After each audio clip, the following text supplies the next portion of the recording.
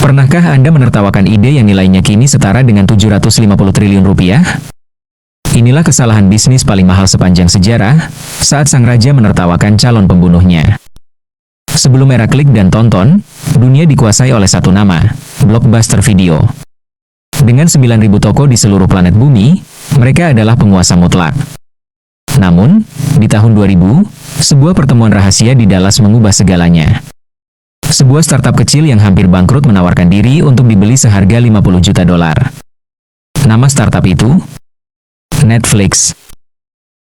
Alih-alih menyambut masa depan, CEO Blockbuster justru tertawa dan mengusir mereka dari ruangan.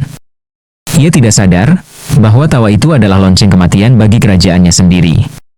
Bagaimana mungkin raksasa sebesar ini bisa tumbang hanya dalam satu dekade? Mari kita telusuri jejaknya. Selamat datang di Jejak Bisnis Dunia.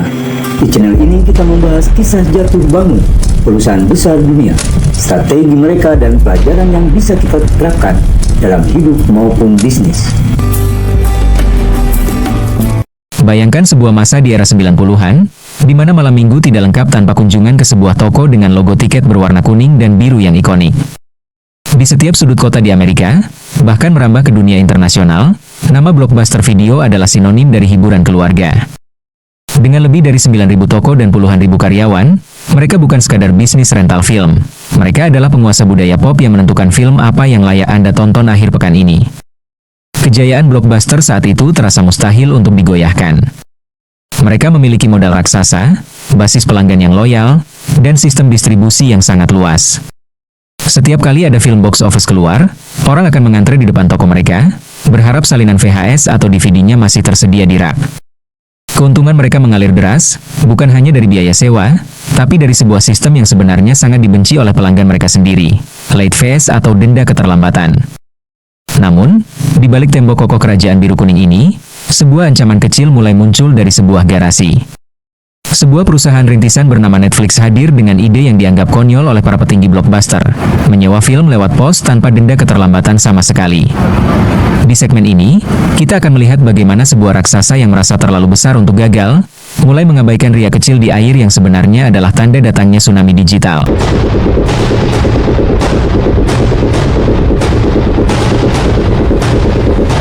Tahun 2000 menjadi momen paling krusial dalam sejarah bisnis modern. Saat itu, Netflix sedang berdarah-darah secara finansial dan hampir bangkrut. Pendirinya, Reed Hastings dan Mark Randolph, terbang ke Dallas untuk bertemu dengan CEO Blockbuster saat itu, John Antioco. Mereka menawarkan kesepakatan yang luar biasa. Blockbuster bisa membeli Netflix seharga 50 juta dolar. Sebagai imbalannya, Netflix akan menjadi lengan digital Blockbuster yang mengurus penyewaan film secara online. Respon yang diterima Hastings sangat tidak terduga. John Antioco kabarnya hampir tertawa mendengar tawaran itu. Baginya, bisnis.com hanyalah tren sesaat yang tidak punya masa depan dibandingkan dengan ribuan toko fisik yang dimiliki Blockbuster. Ia menganggap Netflix hanyalah bisnis kecil yang tidak punya tempat di meja perundingan raksasa. Pertemuan itu berakhir singkat, dengan tim Netflix pulang membawa kekecewaan, namun juga tekad baru untuk membuktikan bahwa sang raksasa salah besar. Keangkuhan ini menjadi awal dari lubang kubur Blockbuster. Mereka gagal melihat bahwa perilaku konsumen mulai berubah. Orang-orang mulai malas mengemudi ke toko hanya untuk mengembalikan film tepat waktu demi menghindari denda. Netflix, di sisi lain, mulai membangun algoritma rekomendasi dan sistem pengiriman yang sangat personal. Penolakan 50 juta dolar itu kini dicatat sejarah sebagai kesalahan bisnis paling mahal di dunia. Karena dalam satu dekade kemudian, nilai Netflix melonjak hingga ribuan kali lipat dari harga tawaran tersebut.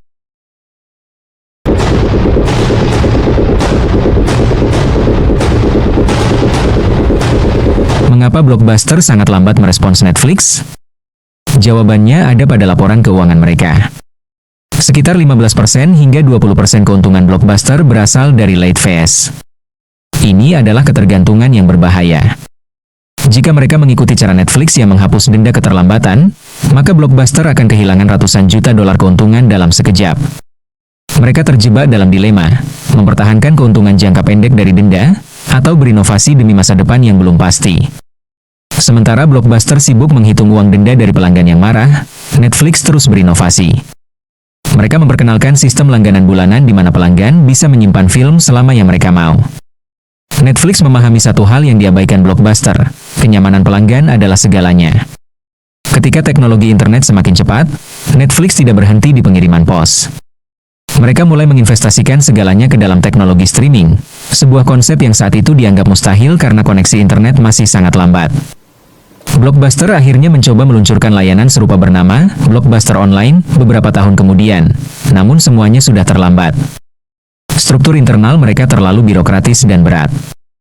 Mereka harus membiayai ribuan toko fisik sementara Netflix hanya butuh gudang dan server. Persaingan harga mulai terjadi, namun Blockbuster tidak bisa bertahan lama karena beban operasional toko yang sangat besar. Raksasa itu mulai terengah-engah mengejar lari cepat sang startup yang dulu mereka tertawakan.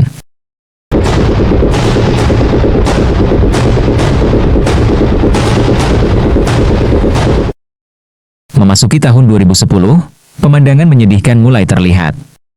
Satu persatu toko Blockbuster mulai memasang pengumuman store closing atau sell everything. Kebangkrutan resmi diumumkan, dan utang mereka menumpuk hingga miliaran dolar. Mereka yang dulunya mendikte pasar, kini terpaksa menjual aset mereka. Sementara itu, di tahun yang sama, Netflix justru merayakan jutaan pelanggan baru yang beralih total ke layanan streaming digital yang praktis dan murah. Kegagalan Blockbuster bukan karena mereka tidak punya teknologi, tapi karena mereka gagal mengubah model bisnis inti mereka. Mereka mencoba berubah saat kondisi keuangan sudah kritis. Ketika mereka akhirnya menghapus denda keterlambatan, itu sudah tidak lagi berpengaruh karena citra mereka di mata publik sudah terlanjur buruk sebagai perusahaan yang hobi menagih denda.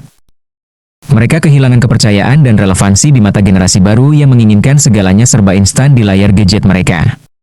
Sekarang, dari 9.000 toko yang pernah ada, hanya tersisa satu toko saja di dunia, tepatnya di Bend, Oregon. Toko itu kini menjadi semacam museum hidup atau destinasi wisata bagi mereka yang rindu dengan masa lalu.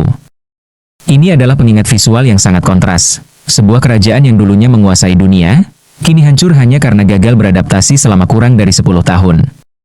Dunia bisnis tidak mengenal belas kasihan bagi mereka yang berhenti berinovasi.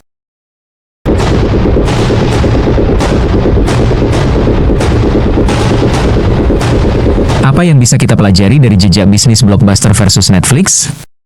Pelajaran utamanya adalah, kompetitor terbesar Anda bukanlah perusahaan yang memiliki ukuran sama dengan Anda sekarang, melainkan teknologi yang membuat model bisnis Anda menjadi usang.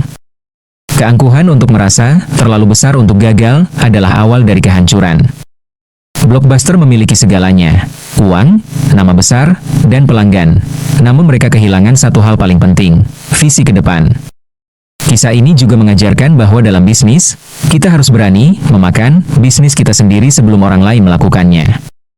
Jika saja Blockbuster berani menghapus denda keterlambatan lebih awal dan membeli Netflix saat harganya murah, mungkin hari ini kita sedang menonton Blockbuster original di ponsel kita, bukan Netflix. Namun sejarah sudah tertulis, dan tawa CEO Blockbuster di tahun 2000 kini menjadi pengingat pahit bagi setiap pemimpin bisnis di seluruh dunia. Terima kasih telah mengikuti perjalanan kali ini di channel Jejak Bisnis Dunia. Jangan lupa untuk menyukai video ini jika Anda merasa informasi ini bermanfaat, dan berikan komentar. Perusahaan raksasa mana lagi yang menurut Anda sedang diambang kehancuran karena teknologi baru saat ini? Sampai jumpa di Jejak Bisnis selanjutnya.